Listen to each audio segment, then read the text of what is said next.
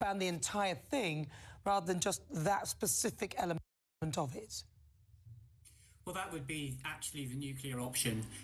And the Online Safety Act is designed to have a number of steps that Ofcom needs to go through before it would ever get to that. There was some mention there of business disruption mechanisms, and so that's one of the options in the bill which allows Ofcom to go to court and to ask, for example, Visa and MasterCard to stop accepting payments on behalf of a particular platform.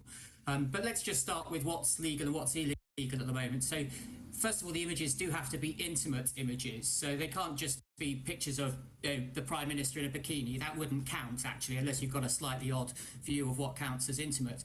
But as soon as they become sexualised, then at the moment the distribution of those by a platform is what's illegal. Later this year, creating those will become illegal and a criminal offence for the person who creates them. But that's not quite the stage we're at yet, because that's not been implemented. That seems like a fairly subjective definition. So people have been replying to some of my tweets this week, putting me in mankinis. I think it's all good fun. I think it's fine. Knock your socks off, whatever. But why is there a difference between doing that to me and doing that perhaps to someone who doesn't like? How do you tell that subjective difference if someone's absolutely fine with people playing around with images and some person who would be deeply, deeply offended by that? You're not a child. Well, no, let's just keep it in the favour of adults for now. I mean, first of all, these are not new definitions. They're taken from the 2003 Sexual Offensive Act and were designed for more sort of the real world kind of things. And remember, what we're doing with online safety generally is trying to make what's illegal in the real world equally illegal in the online world.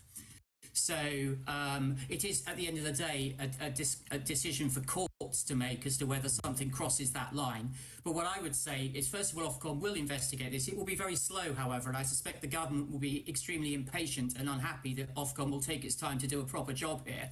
But what they then have to do is they may issue a fine that may well be ignored. But if they want to then take some more direct action, then they can go after payment providers, advertisers, hosting services. This was all really designed when we were worried about pornographic sites based overseas who would otherwise just completely ignore the British government. And I think it comes down to digital sovereignty and to whether we think what the British people vote through their parliament as to be illegal or legal in this country is something that we ought to be able to enforce or not. All right, Iain, Corby, thank you very much. He's the Executive Director of the AIDS Verification Providers Association.